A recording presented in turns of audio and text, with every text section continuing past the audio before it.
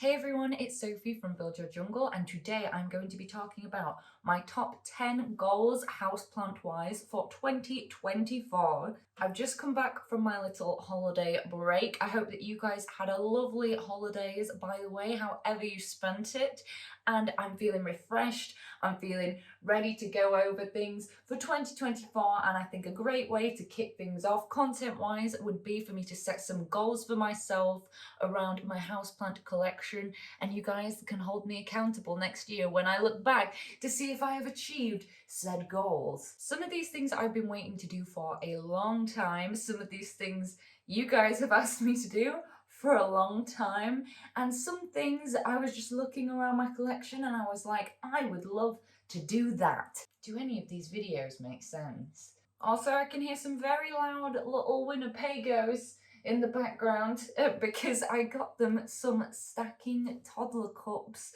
for Christmas so I could layer treats in them, and they're obsessed with them and they're just like chucking them about everywhere, and that's what's happening now, isn't it, guys? Number one, my knee cracked. Number one pertains to this big beauty here, who has been an absolute joy to grow.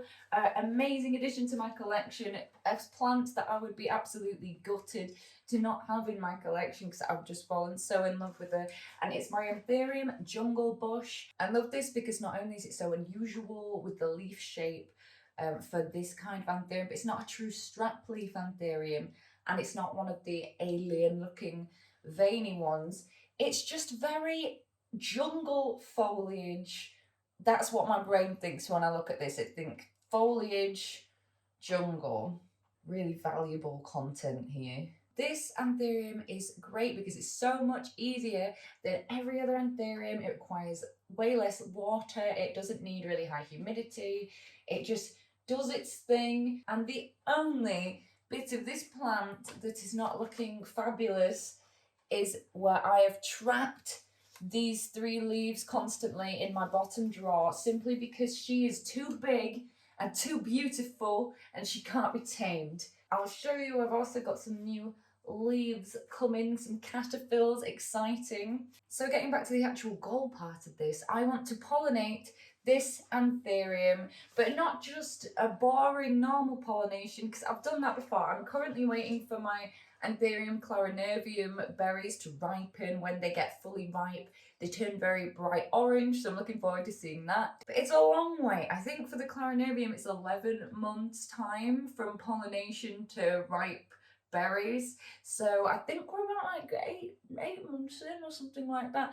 And I also had an issue with that one where I was using the floor standing fan every night because it was so hot, and that definitely interfered with some of the pollen on the inflorescence, and therefore I only got a partially successful infructescence. You can see on the spadix there that it's not fully activated all of the flowers to produce into berries. But I've seen this before, and those ones will still ripen, so exciting.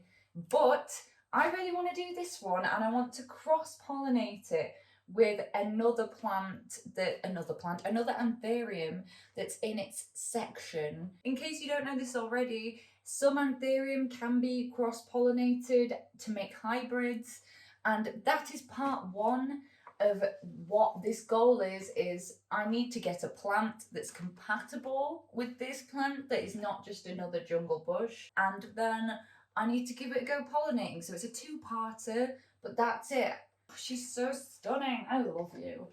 Anyway, this one is a general one, and it's one that I know a lot of you guys would be quite keen to see me get done, so I'm committing to it, and it is to get some of my climbing plants on moss poles. I think there are a few that come to mind instantly that, oh, I feel guilty that they're not already on moss poles, and it's my pink princess that just got out of hand. I also think my umbricola, my Anthurium umbricola, would like to be on a moss pole. What else do we have? My Philodendron campilanette would be a great one because I already love that plant so much. It's stunning. It's probably my favourite plant, to be honest. So if I could get those leaves to size up even more, I just think it would be something really special. So those ones in particular, maybe I'll pop some more on the screen if I think of any more, but basically all the ones that I look at and think, you tall, those need poles. Oh, and I cannot believe I almost forgot my Monstera album. That would be divine. So getting all those things on poles is number two. Two, not four, two. So I'm hoping that this time next year, feels really weird to say on the beginning of January, but this time next year, I'm hoping that I'll be able to look back and that I will have given them poles and that the leaves will have sized up quite significantly. That would be smashing. I couldn't resist just bringing her down to show you. This is the Philodendron Campilanet. You are so beautiful. This is the newest leaf that she's given me. Just so stunning. Oh, I love it. I'm sorry, I had to. She's my favourite child. Number 3 is to restart my Begonia Tamaya, and this has a backstory of total and utter disaster. So I had a small clipping of this from Artful Plants, from Jada Artful Plants. It was growing really, really well. It was getting really lush. Leaves were sizing up. It was like 1 leaf a week. I was really happy about it. I think I posted about it multiple times on Instagram about how happy I was about it. And then I left it in the bath after I'd watered it, and shampoo bottle that was on top of the shelf above it, like one of those grid bath shelves, was not properly shut, and raspberry shampoo dripped down onto the leaves, and they were all over the middle leaves of this plant. And when I went to get it in the morning, I saw and I tried to wash it off, but the leaves had got a weird chemical burn all over it. And I was so gutted, and I just thought, what a stupid mistake to not check. I pruned back those leaves, and since, so you can see, this was the area, it was about to there, all those leaves and ones that were at the base as well, they all got cut off. There was just like, yeah, they were all cut off. There were just a few at the end. But when I cut it back, it actually encouraged it to branch off in these 2 branches here. So it's not looking really too terrible at the moment, considering what it looked like before. And then it's also popped out this leaf here. And there's a whole bunch of grow points on there. Did you hear my jaw click? Oh, it's got this little cuties coming in. You're cute. So what my plan is for this is to chop here, which I think will leave an okay little plant anyway. And then I'm going to turn all this stem area into wet stick propagations. And then I'm going to have a couple of leaf clippings, which I will then put back into the pot. And I'm hoping we have a really good growth season in summer and that I can get these just really going for it and sized up quite a bit. And I'm hoping that this will be one of the biggest transformations when I'm looking back at this in 2025. And the side note is that I ripped this one by accident. I got it caught on another plant before the leaf unfurled, but I don't mind it. I don't mind it. It's still a nice leaf. And if you haven't seen this begonia before, it's very, very similar to maculata, exactly the same care. The only difference is it's more compact. It has a greater number of silver blister variegation dots, like all on the leaves, and smaller dots. The lobe at the top isn't as pronounced, and the red on the backs is more subtle. It kind of goes to that ombre lime green. The next one pertains to that, and it's my Scindapsus pictus agreus, which as well, I'm looking at it now, I'm like, why is it all bunched up like that? Someone moved, oh, I see, it's bunched up like that because Aaron's put an encyclopedia up there and Harriet's put a giant pumpkin pot thing up there. Also, I was a little bit upset with Harriet because in the middle bit here of this plant, it's got like burnt by a candle that was too close to it. So was a bit upset about that, but you know. And I'm just going to see if I can show you how big this is. And I think we're going to have to move this jungle bush out the way. it's all wrapped around in itself as well. This just goes on forever and ever. It's huge. And side note, I know that this fern is looking terrible. It's going to be in a houseplant hospital. It was neglected. Anyway, the Scindapsus. This was in my fastest growing houseplants video because boy, did it come out of nowhere. One day you're in here and you're having to look up at a shelf to look at a plant, and then before you know it, it's tickling your toes on your way to make a coffee in the morning. So to say it grew faster than I expected feels like an understatement. So I'm going to be pruning back the burnt candle areas. I'm going to be attaching it to the wall and like winding it all around our kitchen, and it's hopefully going to be really beautiful. And the one thing I can't decide is whether or not, because we've got a bit of a area there, and I don't know whether to put like a print, like a large print here and wind it around the top. Should I put a print on this wall too, guys, one of my prints, or should I just do plants all over it? So yeah, I feel like that's a big one. It's a big job that I've been putting off, because you just look at that and there's so many vines and you think, oh, standing up there on a ladder to do that for ages, when am I gonna do that? But I'm gonna do it. But I'm gonna have like vines hanging down the front, then kind of keep them propped to a certain length, and then have all the rest winding around the room. Obviously not this one's just gonna hang, because that's what this asparagus cetaceous springery does. If you know this backstory of this plant, it used to be huge and full and stuff, but my friend's baby pulled it off a shelf. It was a tragedy, so we're waiting for her to grow back. I've also got some props in a cup behind my camera right now, and I'm gonna put them back in, and hopefully, eventually, we'll have vines everywhere. Okay, now I am taking those two plants back upstairs because got to bring down something huge. Before I do, I just want to show you guys how cute this is. It's this little glass frog.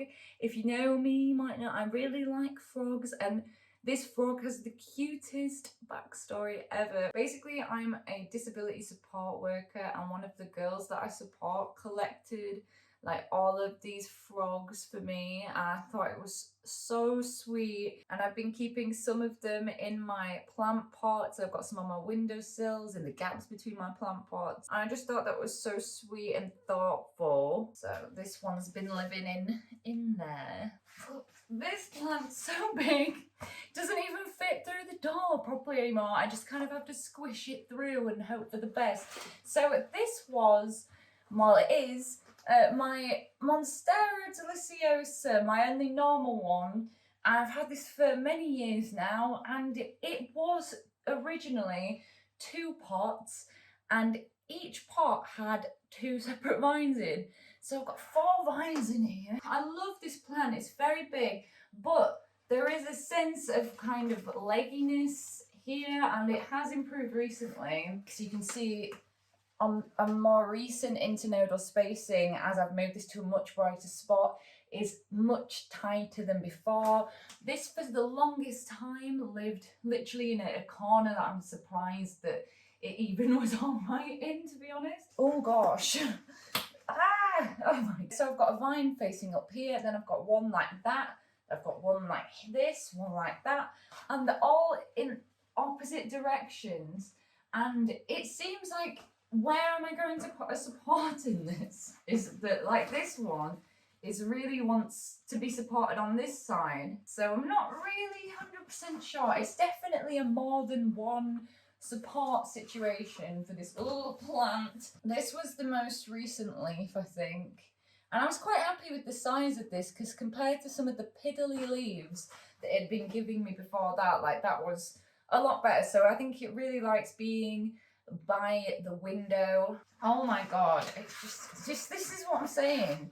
Yeah, you look better from this side. So it's completely out of control. When I wrote the list of goals, what I wrote was to make this Monstera fuller, but I feel like that's a bit misleading, soon as you can see that it's pretty full as it is. But what I mean by that is to fill in some of this legginess, and also to figure out, how can this be on a support? What can I do? Because long term, it's not going to be sustainable to just have this giant Monstera and this thing getting bigger and bigger. I know darn well that there are many Monsteras out there that people have grown that are a lot prettier and more aesthetic than this, but I will always be very attached to this because it was my first Monstera.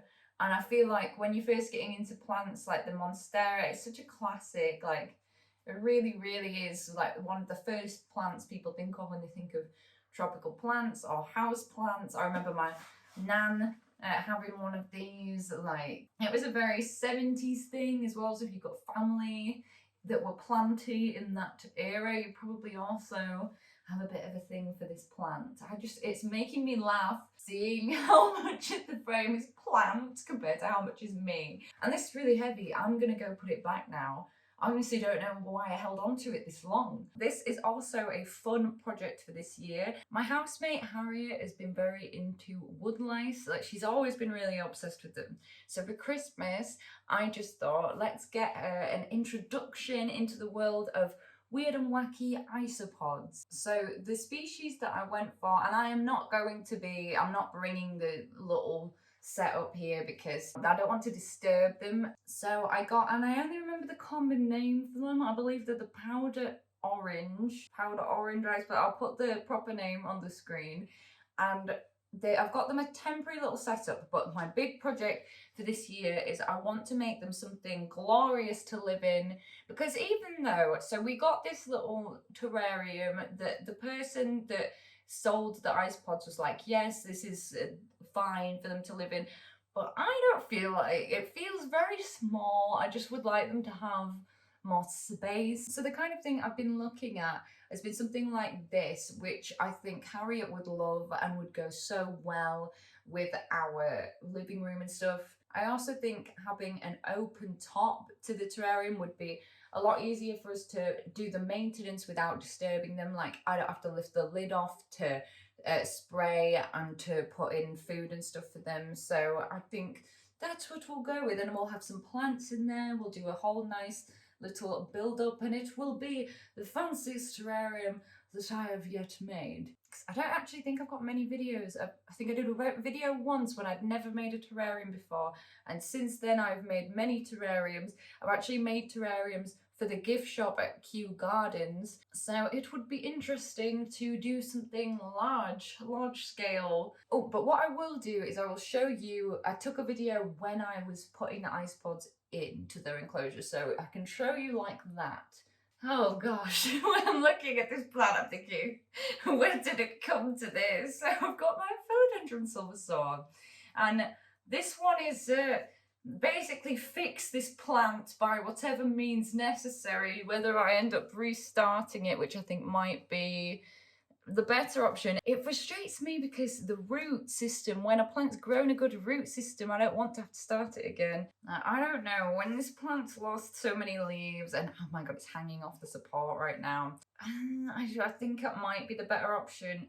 Some of the more eagle-eyed of you may have noticed we got some edema in multiple stages. So we've got some mid-stage orangey edema here, and we've got some fresh burst cell edema here. Gosh, I just had so much going on and I was so distracted, and I've definitely neglected some plants which are going to be in Houseplant Hospital. But this feels like more of a long-term project as I decide what to do with it, because I really think I'd be better off.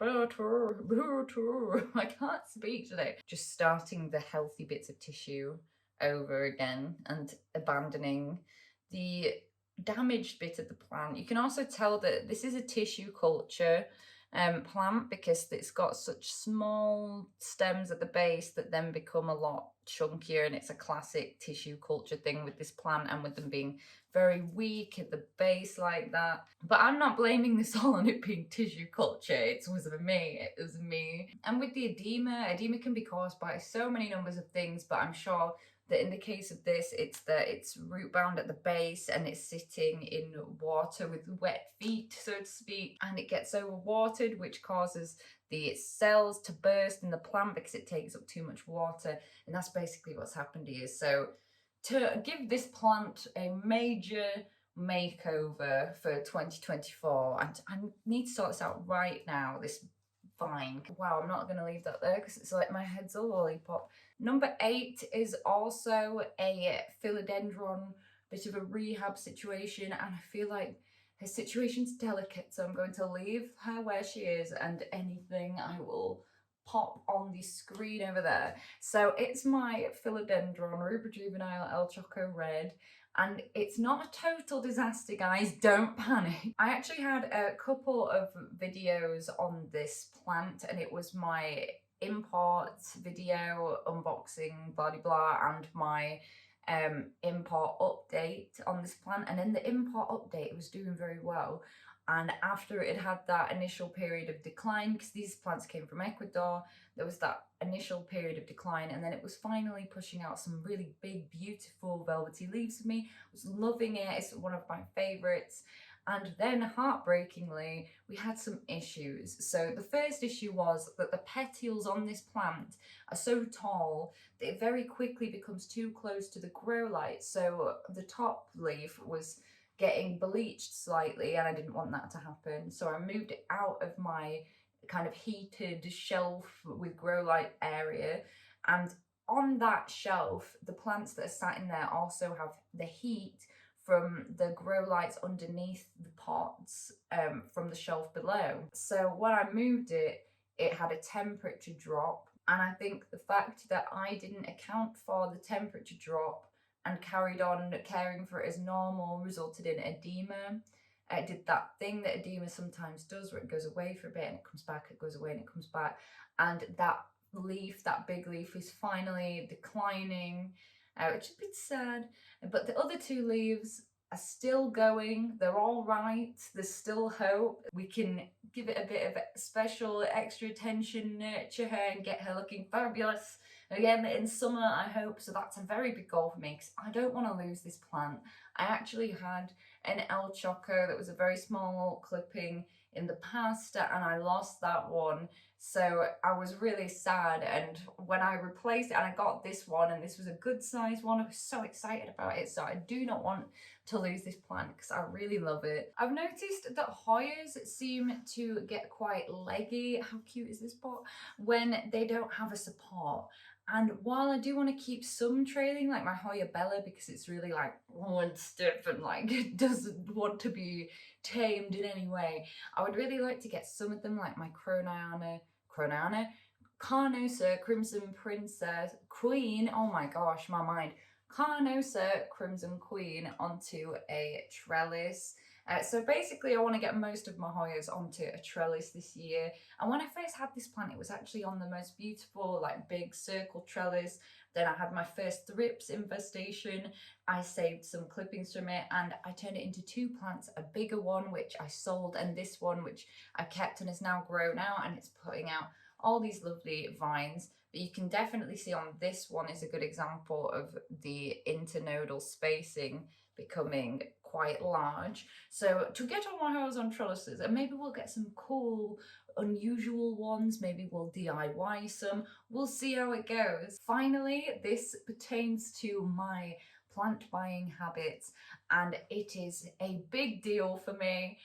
So my goal here is to only buy throughout the entire year 10 plants, and at first I was going to do 12, so it kind of equated to one a month, and I thought, no, that's not challenging enough, let's make it really challenging, and we're going to do 10 plants maximum, and I'm not allowed to buy any in January or December.